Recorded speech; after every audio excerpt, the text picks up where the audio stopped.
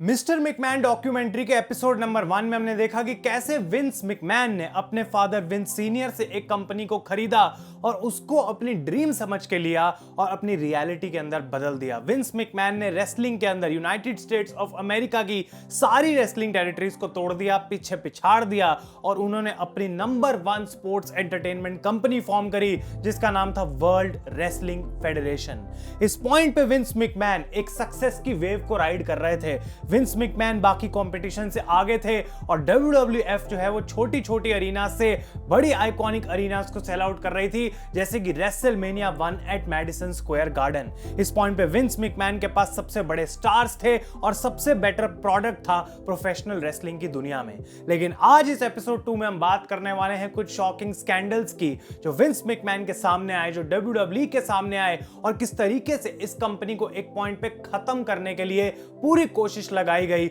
और एक ऐसा पॉइंट आ चुका था जब विंस मैकमैन को अपनी जिंदगी, अपना करियर, अपना पैसा, हर चीज खत्म होता हुआ दिखाई दे रहा था। मैं हूं आयुष और आप देख रहे हैं रेसल इंडिया। स्वागत है आपका आज की इस वीडियो में जो कि हमारा episode number 2 of mister McMahon documentary shocking scandals. और मैं चाहता हूं कि आप लोग अपने ओपिनियंस मुझे कमेंट्स में देते रहें और लाइक का हमारा गोल रहेगा 3000 हर एक एपिसोड पे। तो भाई यहां तक भी सुन लिया तो लाइक कर लो और डिस्क्लेमर में दूंगा कि अगर आप लोगों को एक ह्यूमन लेवल पे कुछ ऐसी चीजें सुननी अच्छी नहीं लगती हैं तो आप एपिसोड स्किप भी कर सकते हैं, because this is about to get dark. तो आप वीडियो को एंड तक देखते रहें, चैनल पे नए हैं तो सब्सक्राइब करें और उस नोटिफिकेशन बेल को भी ऑन करना ना भूलें।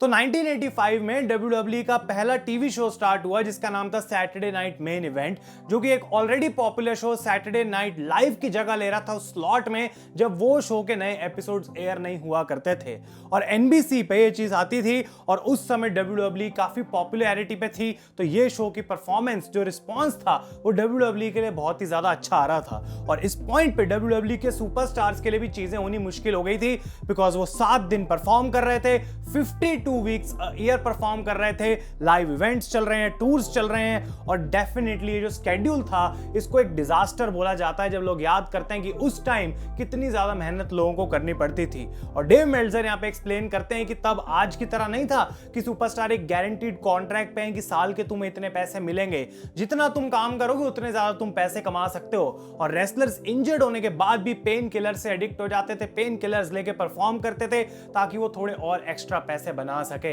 तो जबकि WWF को फायदा हो रहा था, ये रोस्टर को काफी ज्यादा हार्म कर रहा था, बिकॉज उनके पास ना तो कोई यूनियन था, एकजुट रोस्टर नहीं था कि ये इकट्ठे होकर अपने वर्क राइट्स के लिए लड़ पाए, इनके पास मेडिकल की कोई प्रोटेक्शन नहीं थी और इस वजह से बेसिकली इन लोगों को एक्सप्लॉइट करा जा रहा था कंपनी की तरफ से ज्यादा इनसे काम कराया जा रहा था। जैसे द बॉडी वेंटूरा नाम के एक सुपरस्टार ने एक यूनियन बनाने की WWE के अंदर कोशिश करी, लेकिन हल्क होगन जो उस समय विंस मैकमैन के नंबर 1 सुपरस्टार थे, उन्होंने लीक कर दिया इस इंफॉर्मेशन को विंस के पास जाके कि कुछ तो ऐसा यूनियन बनाने की कोशिश करी जा रही है और उसी टाइम विंस मैकमैन ने उसके ऊपर एक्शन ले लिया। लेकिन पोस्ट ओपिनियन में विंस बात करते हैं कि किस तरीके से ऐसा कोई यूनियन कभी होने वाला था ही नहीं और ये पॉसिबल भी नहीं था, बिकॉज सारे रेसलर्स बस बोलने के लिए थे, जब पैसों की बात आती थी तो सबको पैसा चाहिए। तो ये रेसलमेनिया 2 को बॉयकॉट करने की जो एक टाइम पे बात चल रही थी कि हम तो लड़ेंगे ही नहीं, हम बॉयकॉट कर लेंगे, अपने वर्क राइट्स के लिए स्ट्राइक पे चले जाएंगे, वो गाइस कभी चीज मटेरियलाइज नहीं हुई, कभी रियलिटी में हमें देखने को नहीं मिल पाई।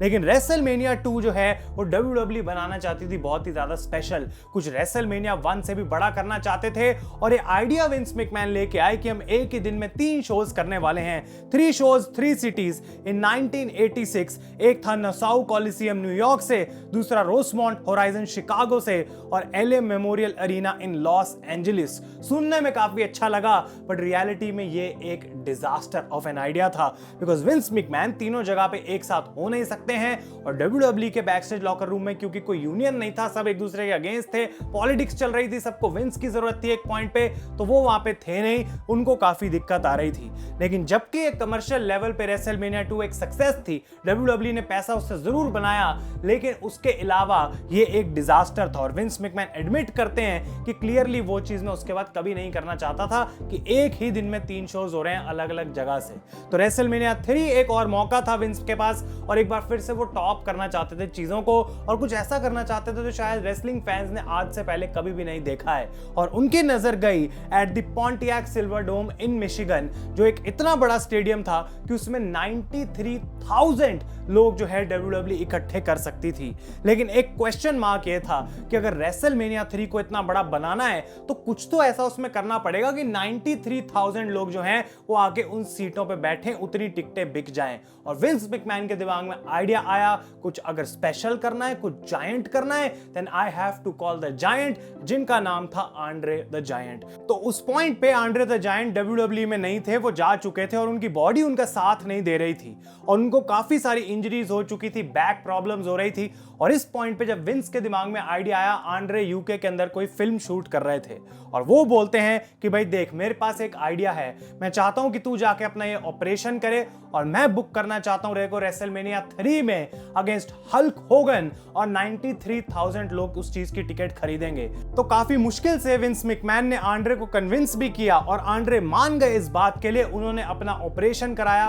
और विंस ने फ्लेवर थोड़ा सा और ऐड कर दिया, बोल के आंड्रे को कि भाई तेरे को मैं हील बनाऊंगा, एक ऐसा बंदा जो कभी आज तक हील नहीं बना था अपने पूरे करियर के अंदर। और WWE इस मैच को ऐसे पिच कर रही थी कि ये जैसे कभी पहले हुआ ही ना हो, जबकि इतनी बार पहले होगन और आंड्रे एक दूसरे से लड़ चुके थे और ये हमने एपिसोड 1 में भी डिस्कस करा था। लेकिन रेसलमेनिया 3 के इस मेन इवेंट को बोला जा रहा था बिगर, बैडर एंड बेटर, और इस सबसे बड़े मैच की तरह बुक करा जा रहा था, हाइप करा जा रहा था फॉर रेसलमेनिया 3। इस मैच को ऑफिशियल कर दिया गया और हर तरफ दुनिया से इसको अट्रैक्शन मिलनी स्टार्ट हो गई, इतनी ज्यादा कि इसने ड्रॉ करा the biggest indoor sports entertainment audience ever in the history. और 93,000 लोग रेडी थे टू गो एट रेसलमेनिया 3 और ये सीटें भरी हुई थी। लेकिन एक काफी कमाल की स्टोरी हमें सुनने को मिलती है कि हल्क होगन को ये बात पता नहीं थी और आंड्रे उनको बताना नहीं चाहते थे कि ये मैच आखिर जीतेगा कौन। और विंस मैकमैन होगन को सिर्फ इतना ही बोलते हैं कि मैं मानता हूं आंड्रे रिंग में जाके सही चीज करेगा। आंड्रे द जायंट को कोई मना तो सकता नहीं है, भाई वो जायंट है, क्या ही उसको तुम बोलोगे, फोर्स करोगे। तो हल्क होगन को पता ही नहीं था कि करना क्या है रिंग में जाके। और वो विंस से पूछते हैं मैच से पहले कि करना क्या है मुझे, तो कहते भाई रिंग में जाके आंड्रे बता देगा तेरे को। तो हल्क होगन शॉक हो गए कि भाई ये रेसलमेनिया का मेन इवेंट है, 90,000 से ज्यादा लोग हैं और मुझे यही नहीं पता कि मैच की एंडिंग किस तरीके से होगी। तो हल्क होगन के लिए डेफिनेटली एक बहुत बड़ा टास्क था। और आंड्रे द जायंट 520 पाउंड्स, जिनकी बैक खराब थी, मैच के दौरान शाउट करते हैं स्लैम। और उसके बाद हल्क होगन को जब ये बात सुनती है, वो आंड्रे को उठा के पटकते हैं और जैसे ही वो उनको पिन करते हैं 1 2 3, आंड्रे किक आउट ही नहीं करते और वो लॉस ले लेते हैं हल्क होगन के अगेंस्ट, जिसके बारे में उनको उस मोमेंट तक नहीं पता था जब तक आंड्रे ने वहां पे किक आउट नहीं करा। और इसलिए हल्क होगन कहते हैं कि वो मेरी मोस्ट स्पेशल मोमेंट है और एक ऐसी मोमेंट गाइस जिसको आज भी WWE की हिस्ट्री में सुनहरे अक्षरों में लिखा गया है। वो एक स्पेशल अट्रैक्शन है और विंस मैकमैन भी कहते हैं कि आज तक मैं उस मोमेंट के लिए काफी ज्यादा प्राउड हूं। लेकिन डेव मेल्टजर यहां पे कुछ मिथ्स को बस्ट करते हैं जो कि WWE ने इस मैच के साथ जोड़ी थी। पहली बात तो ये पासिंग द टॉर्च मूवमेंट जो बोली जा रही थी वो थी नहीं, बिकॉज आंड्रे इतने टाइम से WWE में नहीं थे और Hulk Hogan already top star भी थे। दूसरी चीज, वो कहते हैं कि Andre the giant was undefeated, जो कि ट्रू नहीं था, लेकिन वो पहले भी मैचेस को हार चुके थे। स्लैम पहली बार करा हल्क होगन ने आंड्रे को, ये भी फॉल्स था बिकॉज काफी बार पहले भी ये उनको पटक चुके थे ऐसे उठा के। और उसके बाद 93,000 लोग वहां पे थे या फिर नहीं, जबकि इस चीज को प्रूव करने का कोई तरीका नहीं है। डेव मेल्टजर के अकॉर्डिंग 78,000 लोग रेसलमेनिया 3 के अंदर वहां पे आए थे। लेकिन इन सारे मिथ्स को बस्ट करने के बाद एक चीज जो नहीं बस्ट करी जा सकती वो ये है कि रेसलमेनिया 3 एक बहुत ही बड़ा सक्सेस था, इनॉर्मस सक्सेस था, जिसने WWE की ग्रोथ को सिर्फ आगे ही बढ़ाया और एक ऐसा रिकॉर्ड सेट कर दिया जो कि आज तक लोग उसको बहुत ज्यादा स्ट्रॉन्ग मानते हैं उस टाइम के हिसाब से। अब हल्क होगन इस पॉइंट पे एक स्पेक्टिकल बन चुका था, ये राजा बन चुका था दुनिया का, ना ही सिर्फ WWE का, उसके बाहर भी। और ट्रूली इस पॉइंट पे हम कह सकते हैं कि ये नेशनल ट्रेजर ही नहीं बल्कि हल्का mania was actually running wild. और इस पॉइंट पे वो रेसलिंग से भी बड़े हो चुके थे। लेकिन एक आदमी जो इस सब के पीछे था वो थे विंस मैकमैन। और बोला जाता है कि कैसे ये तो दोनों एक ही इंसान थे, बिकॉज जो भी हल्क होगन करता है वो उसको विंस बताता है। और होगन कहते थे कि विंस के आइडियाज मेरे को चाहे अच्छे नहीं भी लगते थे, मैं उसको कर देता था था, बिकॉज मुझे पता था कि क्रिएटिव डायरेक्शन जो इसके दिमाग में है वो हमें कभी समझ भी नहीं आएगी। और स्टेफनी मैकमैन यहाँ पे बात करते हैं किस तरीके से वो छोटी थी, वो देखती थी यार मेरे फादर को क्रेडिट क्यों नहीं मिल रहा, सारा हल्क होगन क्रेडिट क्यों ले रहा है। बट विंस मैकमैन आराम से बैकग्राउंड में बैठ के इस पपेट के स्ट्रिंग्स को पुल कर रहे थे। तो हल्क होगन की मर्चेंडाइज फिगर्स बन रही हैं और जितने भी बाकी ब्रांड्स जहां पे वो एडवर्टीजमेंट कर रहे हैं, ब्रांड एम्बेसडर्स बन रहे हैं, उसका पूरा यूज डब्ल्यूडब्ल्यूई ने करा हल्क होगन को एक ब्रांड के अंदर बदलने के लिए। और इसके लिए विंस मैकमैन और हल्क होगन दोनों नॉन स्टॉप काम कर रहे थे। एक बंदा रिंग में परफॉर्म कर रहा था तो दूसरा बंदा पीछे बैठ के अपना दिमाग चला रहा था। लेकिन इस पॉइंट पे हल्क होगन ने जाके विंस को बोला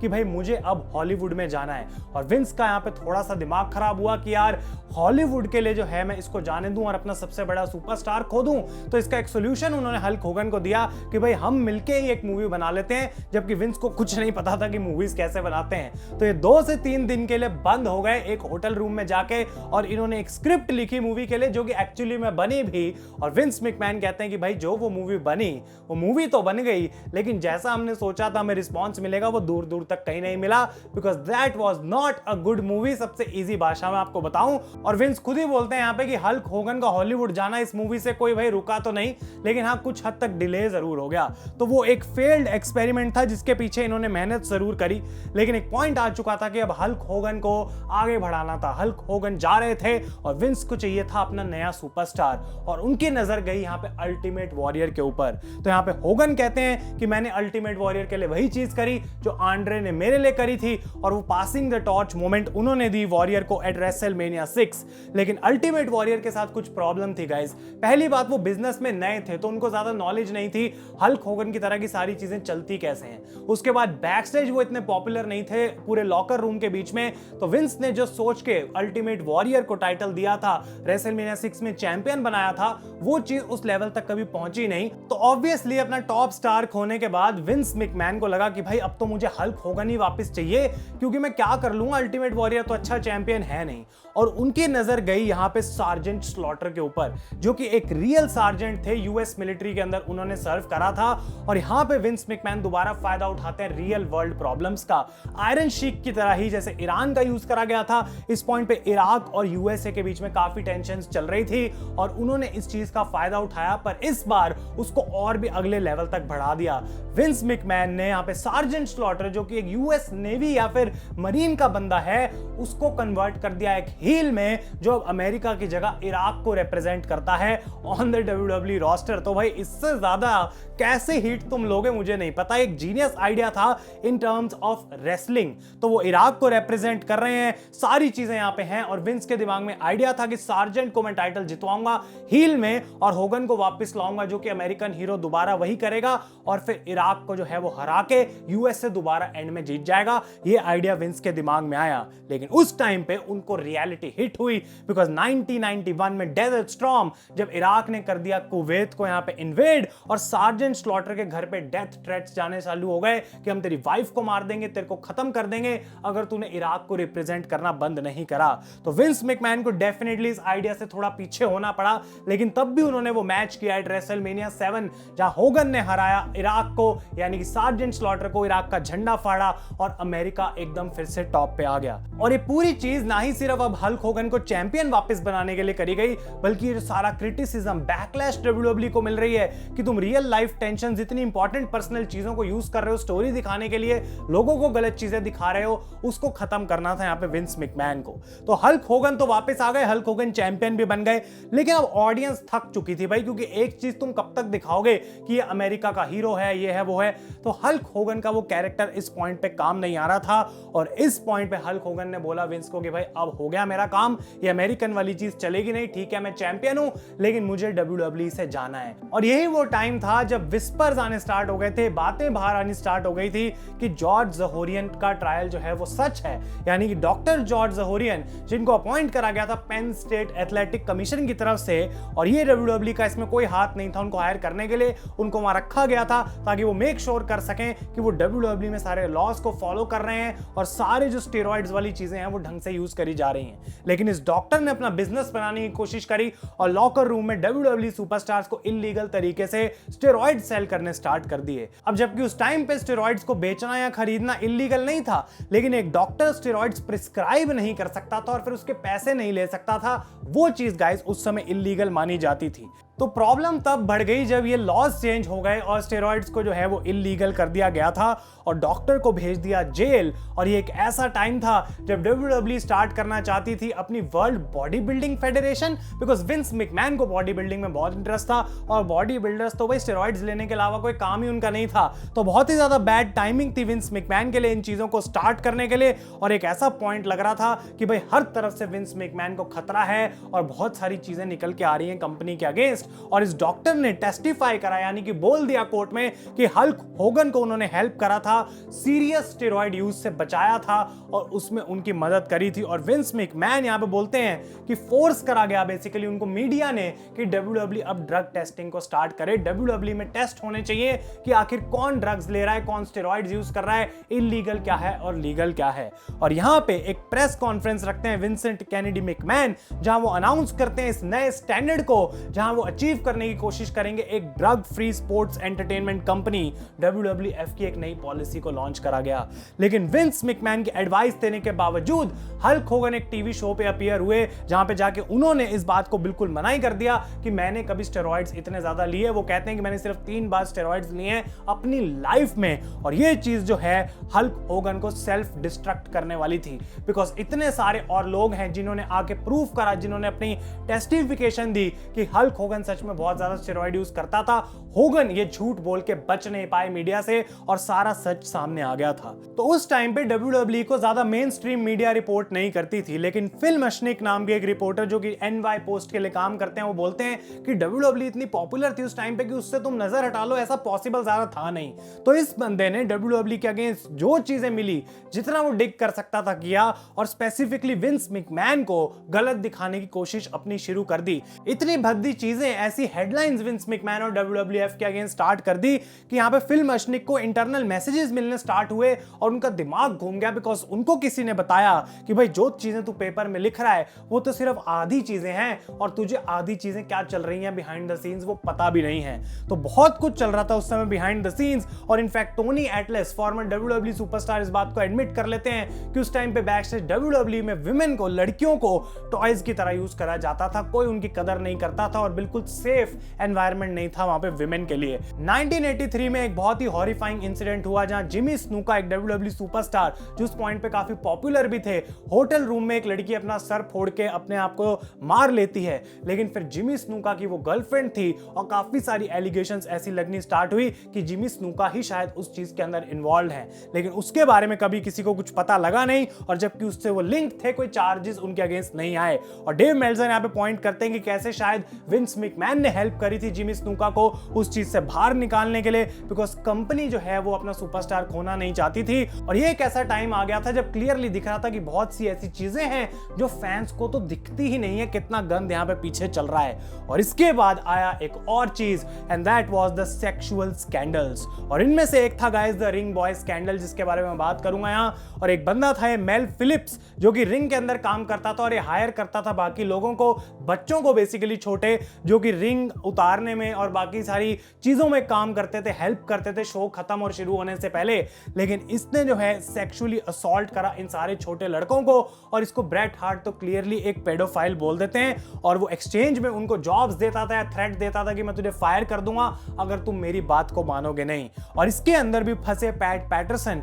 जो कि उस पॉइंट पे ओपनली गे थे। तो सब लोगों को पता था कि शायद ये तो एक इजी टारगेट हो सकता है। और टॉम कोल नाम का एक फॉर्मर WWE एम्प्लॉय, जो कि इसी यंग बॉयज की कैटेगरी में आता है, उसने एक इंटरव्यू में क्लियरली बोला कि कैसे उनको मेल फिलिप्स और पैट पैटरसन ने असॉल्ट किया था। और विंस मैकमैन को यहाँ पे गिल्टी ठहराया जाता है कि भाई इसने इग्नोर कैसे कर दी इतनी भद्दी चीजें जो कि इसकी खुद की कंपनी में चल रही हैं इतने टाइम तक। लेकिन guys at the end of the day ये रिपोर्टर फिल मशनिक एक मिशन पे निकल चुका था कि मैं WWE को एक्सपोज करूंगा। प्रॉब्लम सिर्फ ये थी कि इसको ये रिपोर्ट कैसे करे और प्रूफ कैसे लेके आए कि ये सब चीजें सच हैं। तो विंस मैकमैन ने ये सारी सेटलमेंट करी टॉम कोल के साथ, यानी कि उस रिंग बॉय के साथ, और उसके बाद मेल फिलिप्स को फायर करा गया और पैट पैटरसन ने रिजाइन कर दिया। लेकिन डेव मेल्जर ने क्लियरली यहां पे बताया कि उनको विंस ने बोला था कि एक बंदा इन सारी सिचुएशन में जो नहीं था, जिसकी कोई फॉल्ट नहीं थी, वो थी पैट पैटरसन, और उसी वजह से उनको वापस ले आया गया था WWE के अंदर। क्योंकि पैट पैटरसन कोई नॉर्मल बंदा नहीं था भाई जिसको विंस इतनी आसानी से फायर कर देते।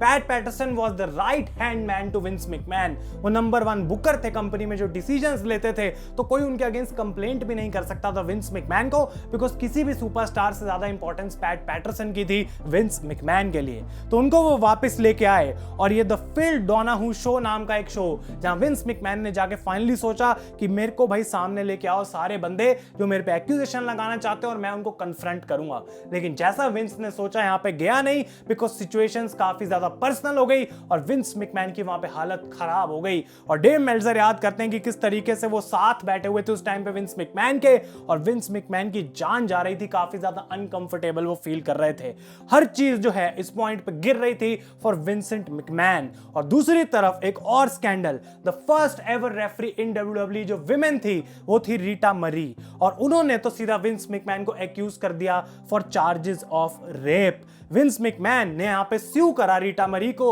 और साथ के साथ जेराल्डो रिवेरा को, जिसके शो पे रीटा ने जाके सारे एक्यूजेशंस करे। और विंस मैकमैन कहते हैं भाई तुम मेरे बारे में कुछ भी बोलना स्टार्ट कर दो, ये सब चीजें बिल्कुल भी ठीक नहीं है। लेकिन रीटा की इंटरव्यू दिखाई जाती है कि किस तरीके से विंस मैकमैन रुके नहीं और उन्होंने अपना असॉल्ट इनके ऊपर कंटिन्यू करा। तो Vince McMahon was dug in a hole, नीचे गिर चुके थे, बर्बादी की राह पे थे। और इतनी सारी चीजें भाई, scandal after scandal after scandal WWF और विंस के अगेंस्ट स्पेसिफिकली आ रहे हैं। और फिल मशनिक बोलते हैं कि भाई देखो इतने ज्यादा लोग WWF के प्रोडक्ट में इन्वॉल्व थे कि कोई डीप डाइव करना नहीं चाह रहा था कि इसके बिहाइंड द सीन्स में चलता क्या है, because Vince was the number 1 guy in the industry. लेकिन फिल मशनिक कहीं ना कहीं अपने दिमाग में बात एक ऐसी लेके बैठे हुए थे कि भाई मैं तो इनको बर्बाद करके ही छोड़ूंगा। और आई डोंट नो कि उन्होंने वो किया या फिर नहीं, लेकिन वो कहते हैं मेरी रिपोर्ट्स पढ़ के फेडरल गवर्नमेंट इस चीज के अंदर घुस गई और वो विंस मैकमैन के लिए सबसे खतरनाक चीज थी, बिकॉज इस चिंगारी ने स्टार्ट करा उस आग को जिसका नाम था द स्टेरॉइड स्कैंडल। और विंस मैकमैन को एक्यूज करा गया ये रेप और बाकी चार्जेस के लिए नहीं,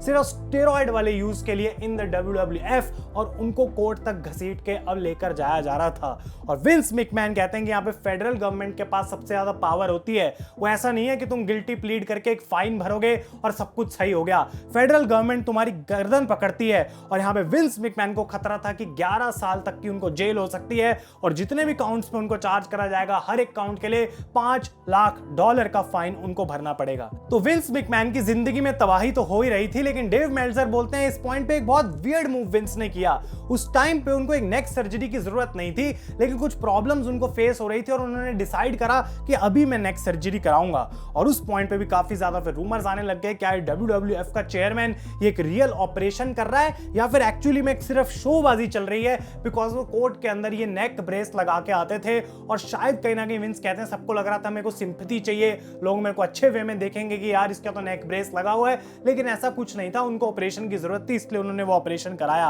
और इस पॉइंट पे बात क्लियर थी, भले ही ये एक्टिंग हो या फिर रियल हो, लेकिन अगर Vince McMahon and the WWF is charged guilty, एक रात के अंदर ये कंपनी खत्म हो जाएगी, ये इंडस्ट्री खत्म हो सकती है और उसके बाद जो है बिल्कुल डिजास्टर हो सकता है फॉर विंस मैकमैन। लेकिन हल्क होगन यहां पे बोलते हैं कि उस टाइम पे मैं अब क्राउड्स को कंट्रोल भी नहीं कर पा रहा था, मैं चैंपियन तो था, कुछ तो कर रहा था, लेकिन एक इजी कॉन्वर्सेशन नहीं थी। विंस मैकमैन को उन्होंने क्लियरली जाके बोल दिया कि अब मुझे WWE से जाना है, मैं कितनी देर ये चीज करूंगा। लोग उनको सुन नहीं रहे थे, उनको अमेरिकन हीरो की तरह देख नहीं रहे थे। और इस सिचुएशन का फायदा उठा के आया एक कंपेटिटर निकल के, और इसका नाम था टेड टर्नर। और पूरी अपने मंडे नाइट वॉर्स की डॉक्यूमेंट्री में मैंने उसको कवर करा है, तो अब इस डॉक्यूमेंट्री में जितनी डिटेल मैं कम डिस्कस कर सकता हूं वॉर्स के बारे में करूंगा, बिकॉज ऑलरेडी उसकी पूरी डिटेल डॉक्यूमेंट्री रेसल इंडिया के चैनल पे है, link is in the description, आप उसको जाके पूरे 21 एपिसोड देखो भाई। यहां पे मुझे मंडे नाइट वॉर्स को डिस्कस नहीं करना, लेकिन बेसिक चीजें मैं आपको बता दूं कि टेड टर्नर थे ओनर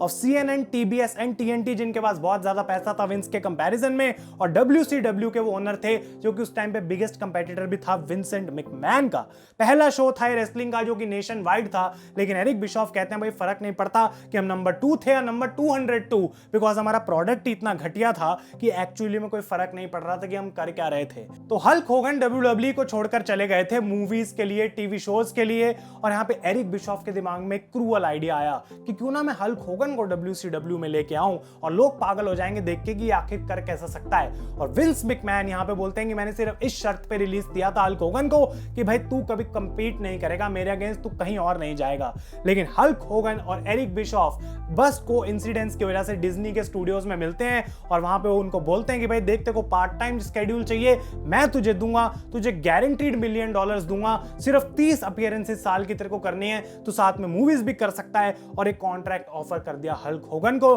जो कि too good to be rejected था, और ये चीज उन्होंने करी एक्सेप्ट, जबकि उनको काफी ज्यादा मुसीबत हुई वो डिसीजन लेने में। लेकिन Hulk Hogan was now set to be a WCW superstar. Vince बात करते हैं कि किस तरीके से उनका हार्ट ब्रेक हो गया था, उनको ऐसा लग रहा था बहुत बड़ा किसी ने धोखा दिया है, किसी ने उनको बैक स्टैप कर दिया है, बिकॉज WCW अनाउंस कर चुकी थी अपना सबसे बड़ा match Ric Flair versus Hulk Hogan. और इस पॉइंट पे विंस भी बोलते हैं कि भाई मनी टॉक्स, और WWF का जब फ्यूचर इतना अनसर्टन था कि आखिर क्या होगा, कंपनी रहेगी या नहीं रहेगी, हल्क होगन का मूवीज में इतना मन नहीं लग रहा था, रेसलिंग को मिस भी कर रहे थे, तो इस अपॉर्चुनिटी को आखिर बंदा कैसे जाने दे। और हल्क होगन को यहाँ पे साथ के साथ फोर्स भी करा जा रहा था कि तू कोर्ट में जाके विंस मैकमैन के अगेंस्ट बातें बोलेगा, उसको गलत प्रूव करेगा, बिकॉज अगर वो विंस का साथ देते हैं तो WCW की इमेज जो है वो खराब हो सकती है। तो हल्क होगन भी इस चीज में फंसे हुए थे और उनको बोला गया कि अगर तू विंस के अगेंस्ट नहीं बोलेगा तो भाई तू भी डेंजर में आ सकता है, पूरा केस हम तेरे साथ कर देंगे,